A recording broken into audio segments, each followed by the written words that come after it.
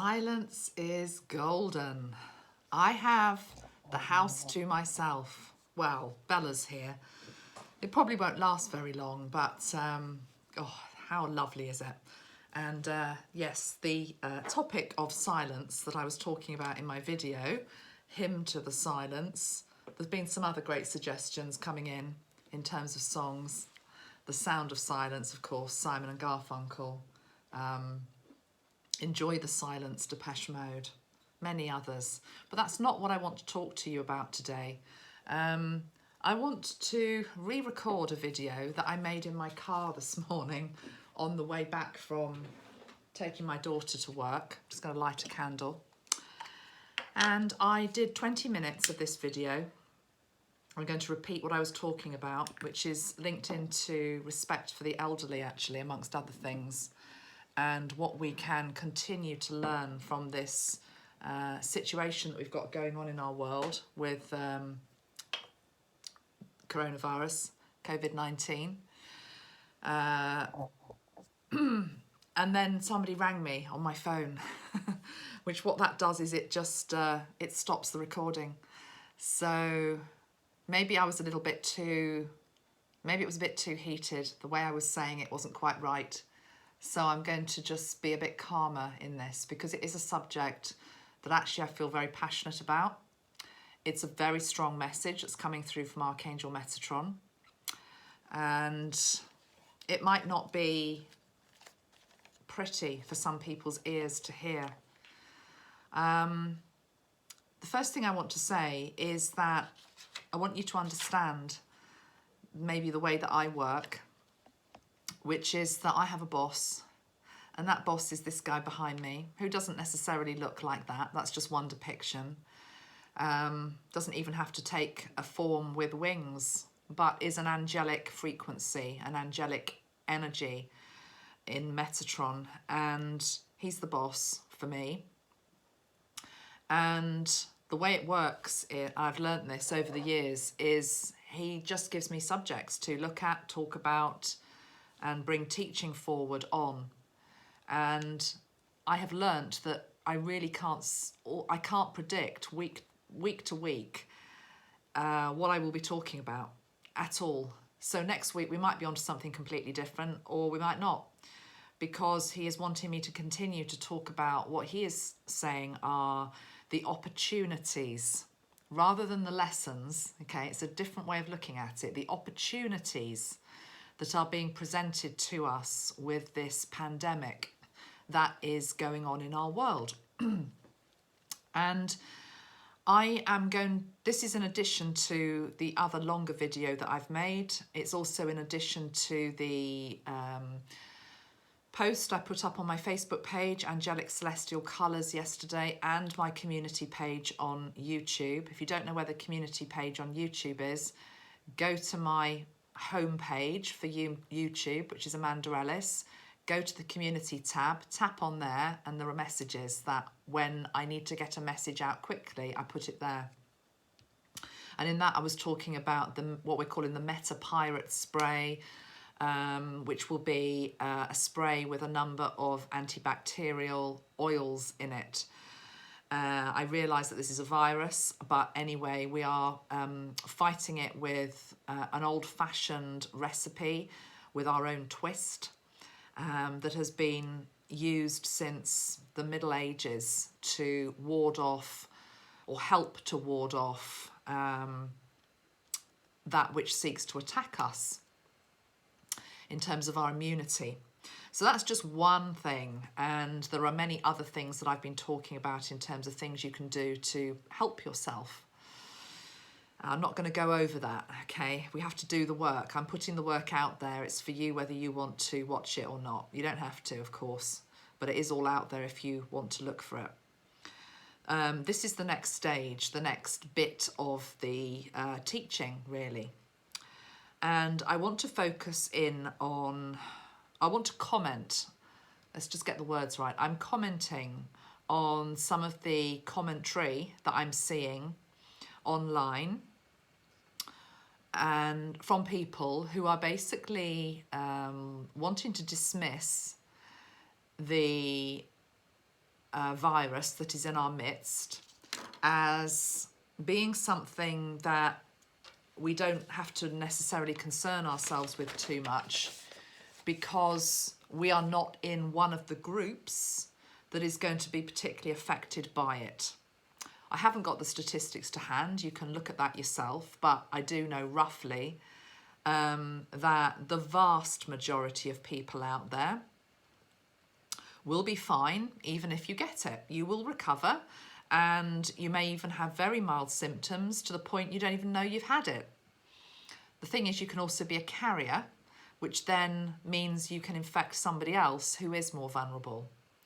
And what Metatron is asking me to talk about today is these more vulnerable groups, almost to stand up for them and to give them a voice. And the group that I'm particularly going to focus in on, although there are other groups, is the elderly. And the elderly seem to be particularly vulnerable to this pandemic. And it doesn't mean that if you're elderly and you get it, that's it, you're going to die. It just means that it's a more uncomfortable ride through the recovery process. And indeed, there are higher mortality rates that go with age, increased age, and we can't run away from that. You still probably have got more chance of getting, I don't know, run over by a bus or something. But, you know, we're talking pandemic, and the elderly are most at risk. So I would like to widen this now to just to look at how some people are just dismissing it, that it's no more serious than, you know, the normal flu, for example, without appreciating the compassion that needs to be extended and the sense of care and responsibility that we all have for our elders. And you know, that phrase, the elderly, needs to, what I've written down here, what Metatron told me to write down, is he says the elderly aren't faceless. The elderly are, for example, our parents and our grandparents. The elderly might be much loved aunts and uncles. They might be neighbours that live in your street. They might be people that you work with. They're not just a faceless community that we can just dismiss or ignore, that actually they may very well be feeling some fear and vulnerability at this time, and they need our support as light workers. I think generally in society there is an enormous disrespect for the elderly in terms of how we treat them, whether we listen to them, whether we dismiss them.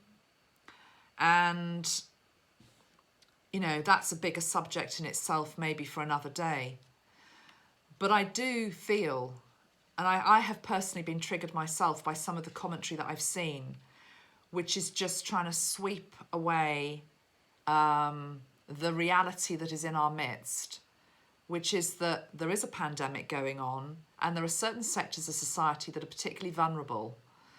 And it's almost as though, because I'm not that age, you know, it doesn't apply to me, so it's okay.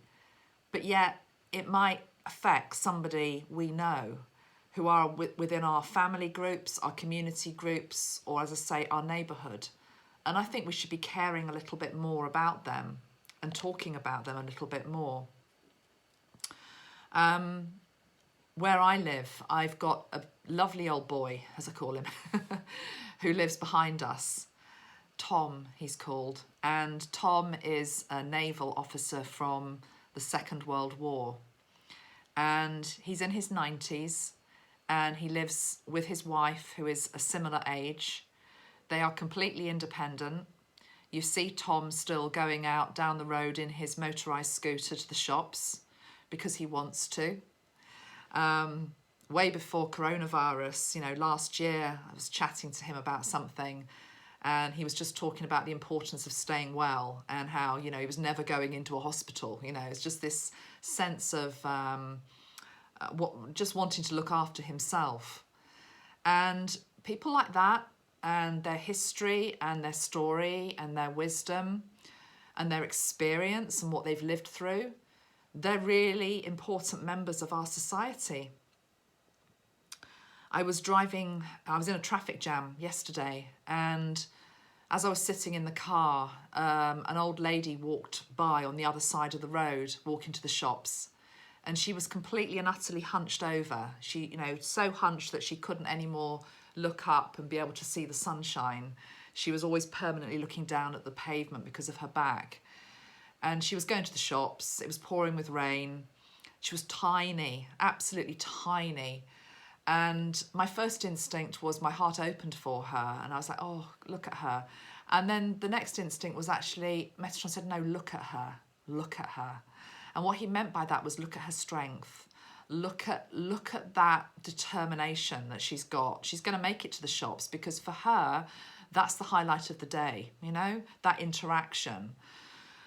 And she wanted to remain as independent for as long as possible. So it's, you know, we see elders around us in society all the time, but yet we don't always appreciate what we've got till it's gone. And I am not saying on this video that I feel as though coronavirus is going to wipe out all of the elderly people. That's not what I'm saying. What I'm saying is coronavirus is going to cause some deaths. And those deaths, there's going to be a disproportionate number of elder people. And I actually think that that is something that needs just a moment of reflection. A world, taking it to an extreme, which it's not going to be, imagine a world without elders. Imagine a world that doesn't have the eyes and the voice to be able to communicate what they have seen, what they have experienced, what they've heard over the past, I don't know, 80, 90, 100 years. These people are valid, important members of our society. And yet so often what we do is we sort of shuffle them off to a side room. And I feel as though this virus is shining a spotlight onto this particular community for us to look at them afresh and to try and do our best to look after them, to honour them, and to appreciate them whilst they're here. I feel it very, very strongly. And so, yes, I get triggered when I see these comments, which are just like, it's just the flu, it's just nothing to worry about, it's just like a normal flu. It's as though we are trying to sweep under the carpet what is a very real fear for some groups in our society.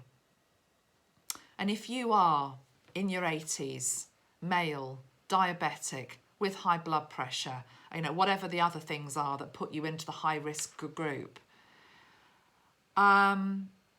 if I was that person of that age with all of those conditions, and I was seeing my spiritual community that I might be a member of just sort of trying to dismiss it, that it's nothing much, I think I would be feeling quite marginalised and hurt.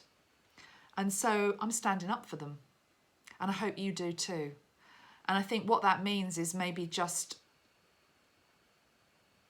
the ones that you know around you, keep them in your prayers, keep them in your thoughts, over and above maybe people in your own family.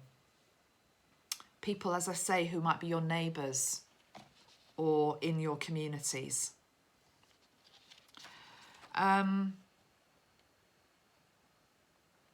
because going back to that point about a world without elders, I was reminded earlier that when I was a child, I lived in, I've said this before, I lived in this beautiful old 16th century cottage, which, oh my gosh, if I ever, you know, won the lottery, I think I would try and buy it back, because it was such a beautiful place and it's still there. But anyway, it was a semi-detached cottage which had been put into two. And the other side, our neighbours basically, were these two elderly ladies. In retrospect, they probably weren't that elderly, but as a child, I thought they were very elderly. And they lived together, they were companions. And both of them had lost fiancés in the Second World War. So they never married those men, and they would never then found another man, I guess, to take the place of the one they'd lost. And I remember them saying to me, I think I must have asked them once about it, being a nosy child maybe, or an inquisitive child. And they said, we're not alone in our predicament. There are lots of women like us who saw a generation of men go off to war and didn't see them come back again. And what that resulted in was a generation that had an imbalance in terms of that particular age group of men for that particular generation. And there were many spinsters, there were many women that then didn't go on to find their love or just to have that male companion if that's what they were seeking. The point I'm trying to make is not that we're about to see, as I say, the elderly wiped out. But what I am saying is I do feel there is going to be a degree of clearance, for want of a better word, amongst the elderly and the vulnerable and the ill.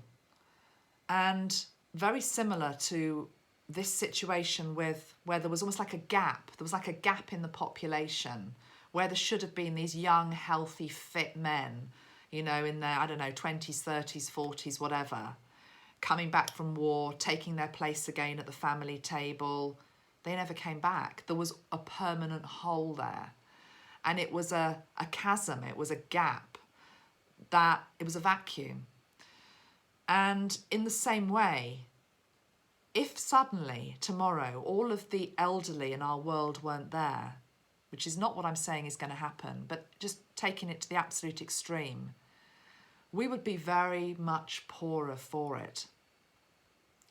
And so I personally feel as though what this pandemic is doing for me, one of the things it's doing for me, is it's starting to make me appreciate the people in my own life a little bit more who are maybe of that generation.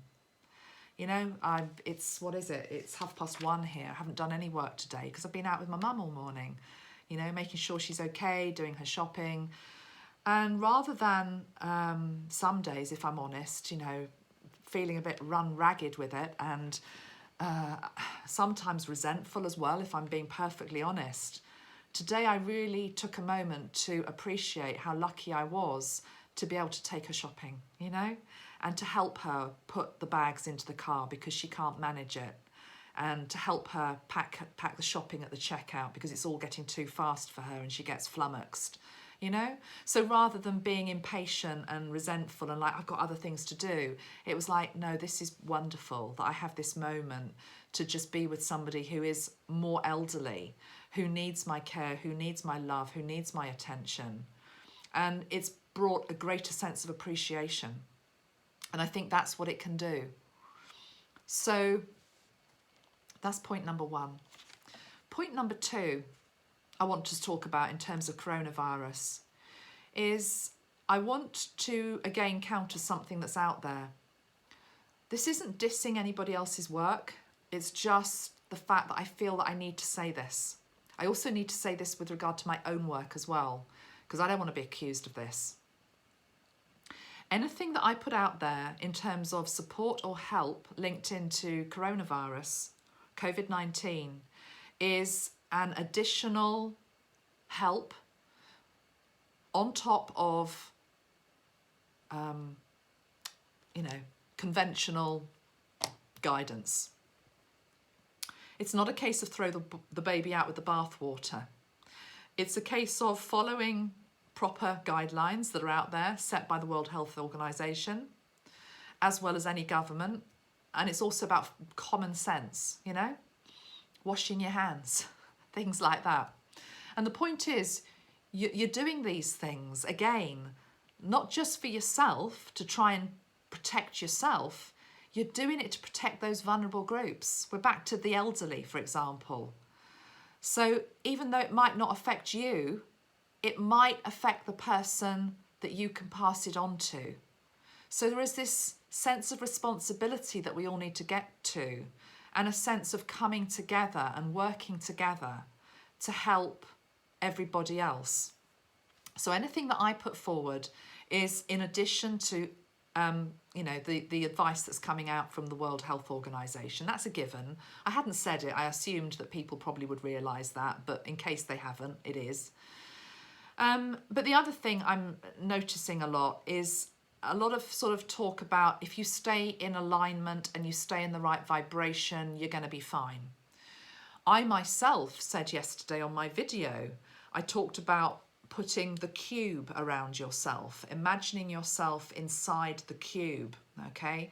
So whether you're spraying yourself with one of my sprays, whether you're spraying yourself with one of your own concoctions, whether you're not spraying yourself with anything, you're just imagining white light raining down on you. White light, which has antiviral properties. I was telling you to imagine that those particles forming a shield, and that shield then became a cube, and a cube is a six-sided shape.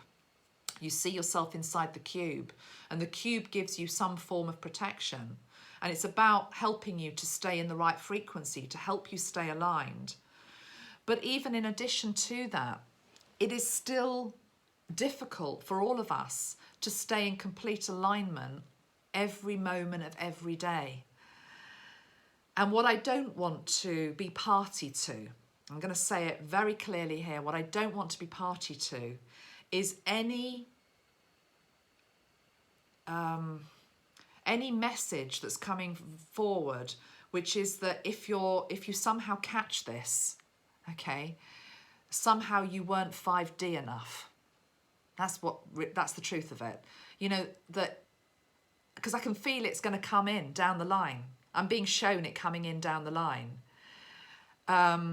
It's almost like I'm seeing a row of people, and this is the spiritual community. It's almost like, oh, they got it, did they? Well, I thought they were very, they were very onto this. What happened to them? I thought they were in 5D.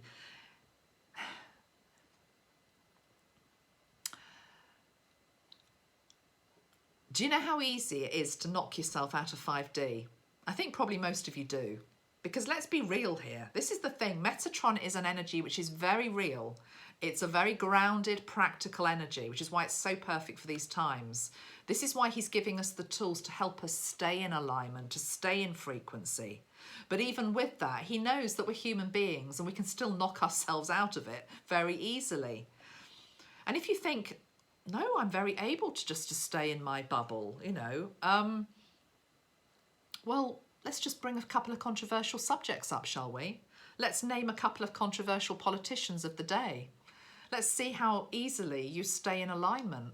Those of people that love them or hate them, You've only got to go onto any spiritual channel at the moment, and there are certain topics. Let's just see, what today could it be? It could be Meghan and Harry. Okay, or it could be Trump, or it could be any of the other, I don't know, so many different, Greta Thunberg, there's another one. I'm in alignment, and then all of a sudden you mention one of these people's names and it's like, whoa, all of a sudden everybody just blows up. Maybe blows up in a good way or blows up in a negative way, but you're not in that still place, okay? So and then take it into your personal lives.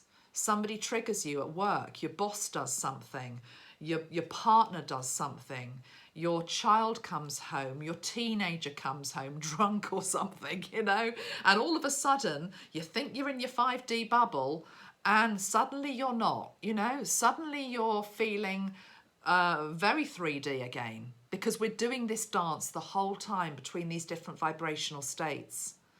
So what I do not want to be any party to is for people to think somehow that if they catch something, it's linked into not being 5D enough, not somehow I haven't got the vibration right.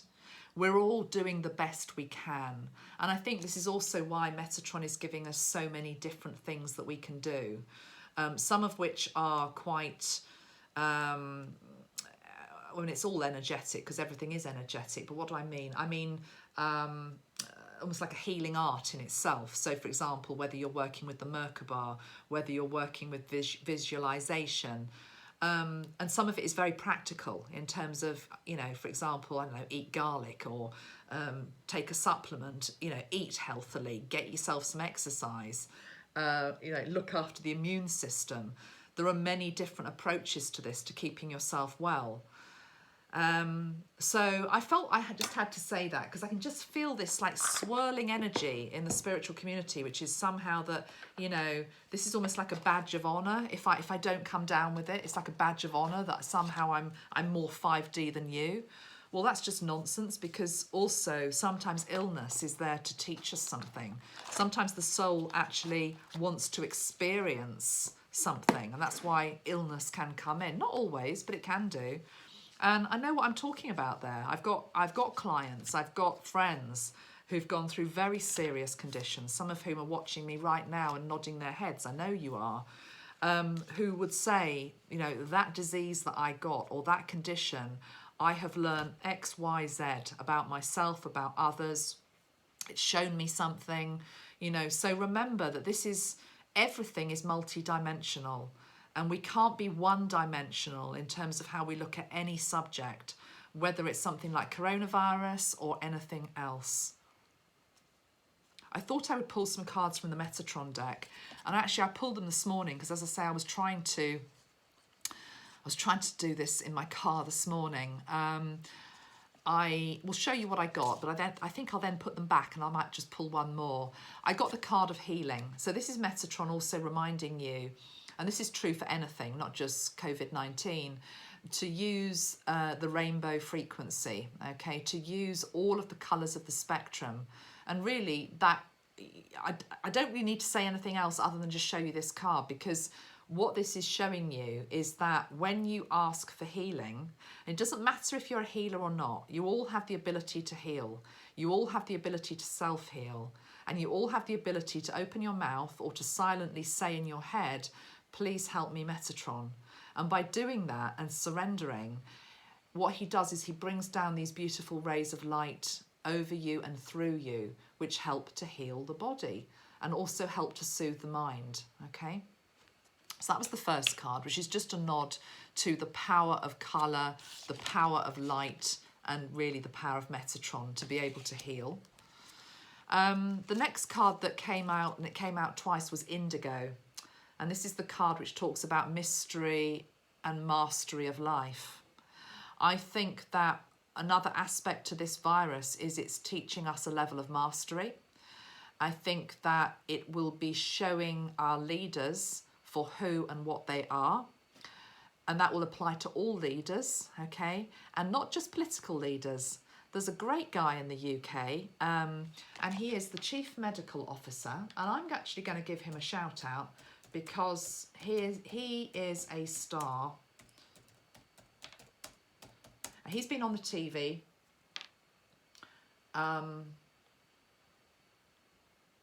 What's he called? Chris Whitty. Chris Whitty is what he's called. You see, he's a leader. He's keeping completely calm. He's completely calm. He's like a master of his craft. I don't know whether he is a virologist or, but anyway, he's obviously he's the Chief Medical Officer, so he knows his stuff. But he, you know, there's no, I don't think I'm being offensive, there's no glamour with him. He's, you know, he looks a certain way. I'm just going to say that, you know, he doesn't need to be glamorous. It's not what it's about. He knows his stuff. He knows his facts. He's calm. He's collected. He's just presenting the information on a need-to-know basis. There's also something about his appearance which is almost otherworldly, I'm feeling. I've noticed his energy. It's quite interesting. But the point is, he's an example. You know, he's rising to the occasion in a good way. There will be other people who are not able to do that and will be seen to be wanting. And as a world, the world will witness that, okay? And it's going to vary from country to country. So watch for that, but also realise that this is also an opportunity with this virus for you to master another aspect of yourself as well. To not go into fear. You have to be, you know, it's not, again, don't want to go off into fairyland, fluff land as I call it, you know, which is just the problem isn't there. The problem is there, but equally don't be too frightened. Don't be in fear. You know, breathe into your divine self. Remember the help and the support that you've got. You can do this, okay? You can do this. We can do this as a world. And that, I feel, very much is what the indigo is all about. It's interesting also that on the indigo card there's a child, and coronavirus is not affecting children very much, which is brilliant. I'm so pleased about that. I think there's 0% deaths linked to children so far, certainly coming out of China. So that's good to hear. Nobody wants to see children suffer. Nobody wants to see any segment of society suffer, of course. But it does feel as though the children, these crystal kids I keep talking about, they're going to be holding, I don't know, I'm hearing they're holding the ballast, okay? They're holding the ballast. They're holding the mast. If we were all in a ship right now, I talked about the choppy seas in my last video, and the fact that the collective is sort of out in these choppy seas, panicking a bit. We're being invited by Mary to go into the harbour and to experience some quietness and some steadiness and some love.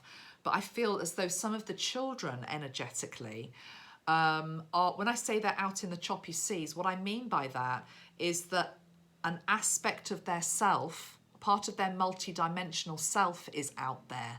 They're not physically out there necessarily, but it's as though they are doing work in the astral to hold the mast of the ship, to make sure that the sails stay up. And, you know, look at her. She's surrounded by the indigo, but she's just looking at the star. It's like she knows that everything will be okay. I got the card of Cosmos, which is mirrors you. So this is all about what you, be mindful of your thoughts, obviously, okay? Be mindful of your thoughts. If you live in fear and panic and you're just expecting, you know, to be ill tomorrow, you can make yourself ill tomorrow. I mean, whether that's coronavirus or anything else. Make sure that, again, you try to keep your mindset as positive as you can, and you're doing everything in your power to create, for that to manifest, basically, okay? But again, I'm wanting to put almost like a proviso on this. Again, if you do all of that and you're still, you know, you're keeping the positive mindset, and then, you know, you did happen to come down with it, again, it's not a failure. It's not that you didn't somehow pass the test. There are other things at play here, okay?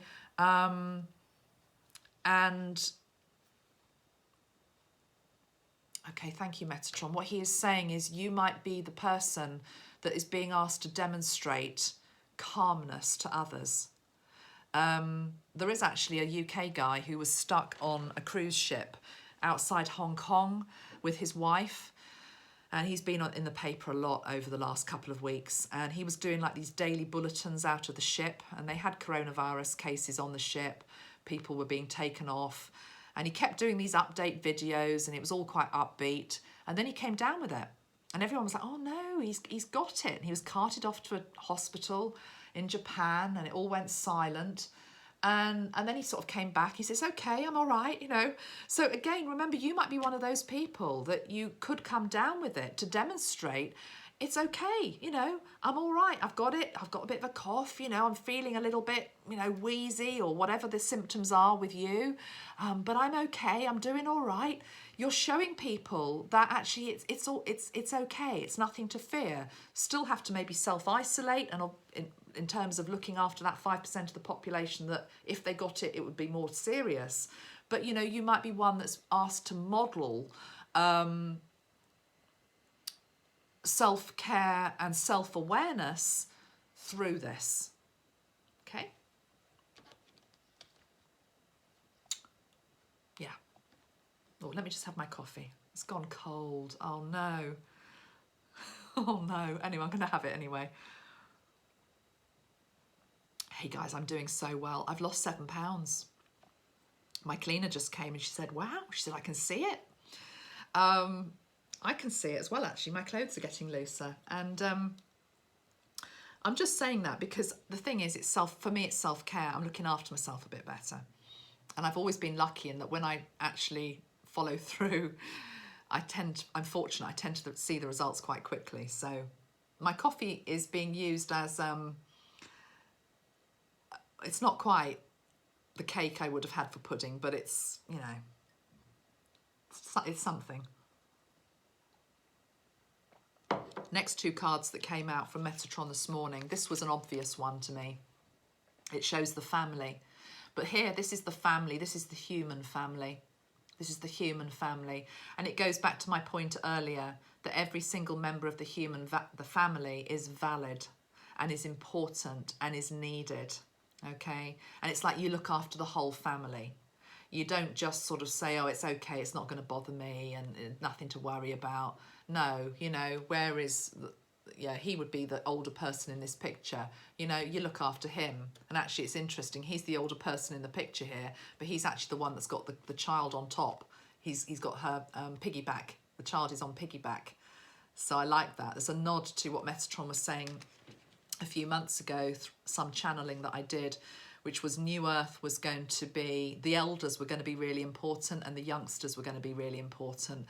As are the people in the middle. I'm not saying people in the middle aren't important as well, but it's as though the youngsters are really bringing in some fresh new energy that we've not seen before in our world. And the elders, they're the ones who've got the wisdom. They've got the real wisdom and they've seen it and they've actually seen things that we are in danger of repeating again. And that's why it's so important that their testimony is shared and we listen. So again, we go back to how important it is to look after our elderly through this whole next couple of months, basically. And then the next card that came up was the card of self-love. Okay, self-love and the pink ray. There's a nod here too. That shell, for me, is always linked into Mary Magdalene as well. Okay, let's pull a final card. And then I better get on with my day. No kissing. I know, I don't know why I'm laughing, but Italy have banned kissing. Have you heard that? I'm sure you can still kiss people in your home, but they've banned kissing in public, apparently.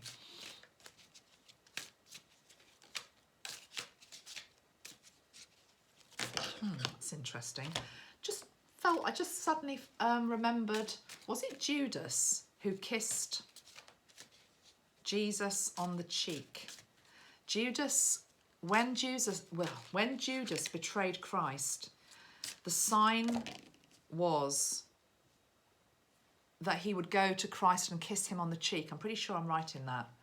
And then the Roman guards would know that that was Christ, and they then took him away, arrested him, and the rest is history. So why am I being drawn to the kiss?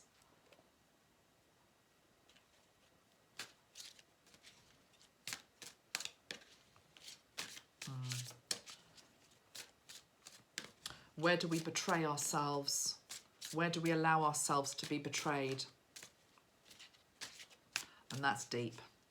That's very deep. I mean, that's wanting to go right to the core of how our world operates and who operates it and what makes it tick.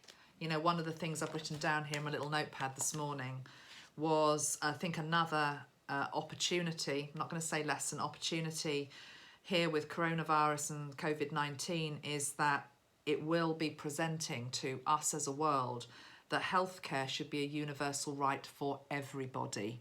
Everybody. I don't know whether my husband's right here, but he was saying that he'd heard on the news this morning that in the United States, it cost something ridiculous like $3,000 to get yourself even tested. Is that right? I mean, if that is right, that is criminal. That is criminal. How can it cost that much? But, you know, taking it away from the States, although you don't have a national healthcare system, I mean, and ours is underinvested in as well. I'm sure there are lots of other countries that have got problems with healthcare as a universal right for all. But that's what I've written down. That's what Metatron asked me to write down, that healthcare should be a universal right for all. And I've written down, and it should be prioritised over war. There's always money for war. There's always money for weapons. You know, what about putting some of that money towards universal healthcare? I'm actually going, because this video has now become a bit longer, I think I'll stick it up on YouTube as well. So I'm actually going to read you a comment that just came in on YouTube in terms of opportunities for us to be learning things as a community from what's going on with this pandemic. And this takes us into a whole other area. And I'm just actually going to read out the comment because it was a very intelligent comment. And maybe this will be something that I can talk about in another video. And it links into racial discrimination, actually. So let me just get the comment up. It came in from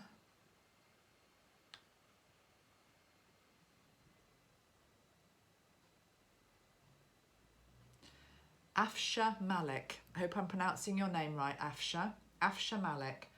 And this was in response to my video, Hymn to the Silence.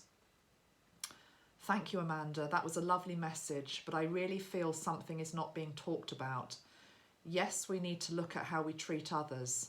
The world has treated blacks, Asians, Muslims, immigrants, refugees appallingly. I think we are called to really face racial discrimination and the unequal spread of wealth, food, resource on racial lines. We are silent at the plight of people being persecuted and dehumanised, occupied around the world because we don't see these people as human beings who deserve better. Being a colour other than white means life can look very different on this earth. That is not just or fair. Many spiritual greats from the East have been saying all these things for years, but have just been ignored or ridiculed. I never usually comment on anything, but this message is coming to me so strongly everywhere I look. Well, thank you for that comment, Afisha, and I agree with you completely. And I feel as though it's along the lines of what I was talking about earlier in terms of the elderly, for example, being a marginalised group. And here, this is obviously a huge subject in itself in terms of race, but it's along the lines of wealth, food, resource, and I'm going to put health into that, is divided upon racial grounds. And that is a subject for another day. I'm not going to get into that now, but you know, anybody that has resonated with that comment, maybe we can bring that up into the light as well for something, an opportunity for this challenge. What I'm trying to say is I feel with this virus there is opportunities for us to learn a lot, and I feel as though the virus will teach us a lot. I think it will teach us a lot about ourselves as a species, and that's another aspect. I mean, you know, God forbid that, you know, this lands in Africa where they don't have the resource to be able to treat people, help people, get people to hospital if they need to. You know, you're living in some poor part of Africa. There is no resource, there is no help, there is no transport, there is no medication.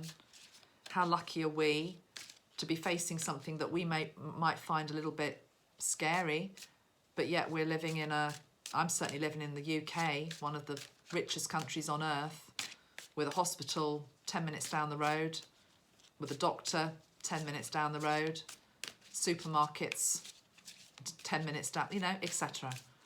So it's about counting our blessings as well, I think. It was interesting, this morning when I was driving my daughter back from, driving my daughter to school, I was driving back. I always say to Spirit, okay, give me some songs, you know me, give me some songs, what's the song for today? And there were a couple that came on, but the first one was a song which is called something like, let me just research it. It's called Drops from Jupiter. Is that right? Drops from Jupiter. Raindrops from Jupiter. Drops from Jupiter lyrics. It's quite a well-known song. Now that she's back in the atmosphere with drops. Hey, hey, hey. I can't even sing it. I can't remember how it goes. I knew the song, but the point is it was called Drops of Jupiter. And in my head, I had been praising God that, you know, it was a sunny day here because we've had some sun. In fact, it's clouded over now, but it was sunny this morning.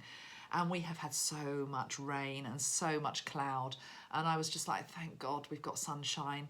And then I was thinking, oh yeah, but remember what Ashtar said about the rain and about consciousness coming down in the rain. And then that song came on the radio, Drops of Jupiter. And I knew it was Ashtar saying something to me, which was like, yeah, enjoy the sun, but also make sure you appreciate the rain as well. Because Jupiter is the biggest planet, okay? And it's the planet which is linked into blessings as well. So it was like drops of Jupiter's blessings are wanting to rain down over us. And I also think that's a nod, actually, again, going back to what I was talking about yesterday, about the visualization that I was telling you to do in terms of if you use a spray. This actually is the Metapirate spray. It's not the correct label, but this is the sample I've got of it. So I'll just spray it over myself now. And those drops, you can't see it because the sun's not shining on the camera, but the drops are falling around me, and they're bringing not just a shield and a support, and then I can build that cube around me. Imagine the particles becoming a shield, imagine the shield becoming a cube. Equally, the drops, whether they are physical, like they are right now with me, or whether they are, you're visualizing the drops of Jupiter, blessings. Where's that card? Drops, rays, light, particles, healing. Okay, strength, love, support. It's all there. The other song that came on the radio this morning was, I can't even remember why I'm telling you this now. The other song that came on was New Order. And I thought it was World in Motion, which would have been quite relevant because the world is in motion. The world is having to sit up and take notice and, you know, do things and come together and change plans and all the rest of it. But it wasn't actually. It was New Order's True Faith, which was probably even more appropriate.